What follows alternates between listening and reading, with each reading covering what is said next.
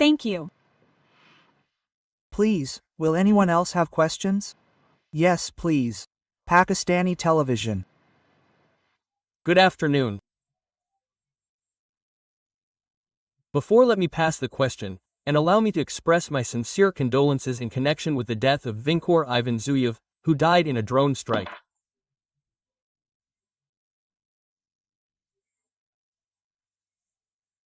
His professionalism, courage, and dedication to his work have always earned the deep respect of colleagues and journalists.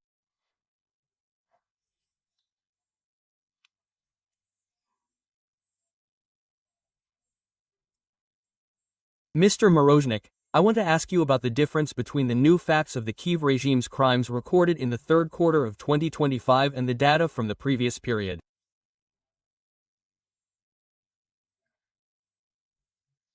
Thank you. Thank you very much. I would like to express my special gratitude to you for mentioning Ivan Zuyev, who died yesterday in a Ukrainian drone strike. We believe that this was a deliberate crime committed by Ukrainian militants. It's a secret that the Ukrainian political leadership pays, in quotes, great attention to the presence of people who are able to convey the truth about what is happening on the line of contact.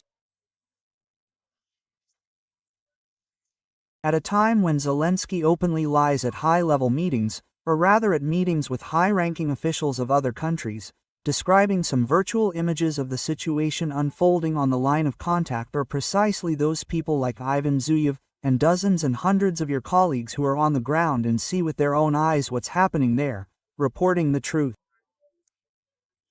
And, unfortunately, they are paying the price because the Ukrainian regime is doing everything it can to restrict this truth, to prevent them from fulfilling their mission, their work. Ivan was a civilian journalist. Therefore, the murder of civilians, according to the norms of international humanitarian law, is a war crime. This war crime lies on the conscience of the Ukrainian regime, Ukrainian militants, and those who gave this order, and those who carried out this criminal order.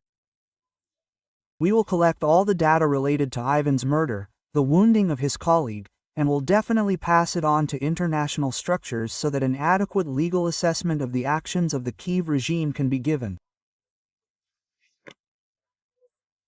However, to my great regret, I must admit that entire types of documents that we passed on to a number of organizations that supposedly seek to protect freedom of speech, trade unions, and people who cover military conflicts, they have very different views on incidents involving journalists on the line of contact, but in different conflicts and from different sides. Therefore, we would, of course, advocate for more effective work by these structures, and for our part, we will try to do everything possible to ensure that they have grounds for making such appropriate decisions. Thank you for your question. And, excuse me, I didn't fully answer. So, I just answered your question right away. I've already partially covered it. And this report contains similar conclusions. I'll just remind you that we are seeing an increase in the number of civilian casualties. That is, if we compare, for example, the second quarter and the third quarter of this year, we have suffered more than 200 more people. More than 200 civilians were wounded or killed as a result of the actions of Ukrainian militants. Ukraine is currently using a huge number of unmanned aerial systems to the maximum extent possible to kill civilians. And those are precisely the weapons that the Ukrainian regime is so proud of, and the Westerners who are using them are so proud of them. They supply them. I must say that our main message is that, the Westerners, by supplying Ukraine with long-range weapons, by supplying them with unmanned aerial vehicles, are giving a bandit, a terrorist, a weapon with which he kills civilians. 70% of civilian casualties or deaths were caused by unmanned aerial vehicles. Unmanned aerial vehicles are not produced in Ukraine. Ukraine only assembles them and assembles the parts that the Westerners supply them with, along with intelligence information, indicating civilian targets for their strikes. More detailed conclusions are contained here, in our report. It has already been published on the relevant resources, so we would be grateful if you would refer to them. Thank you very much.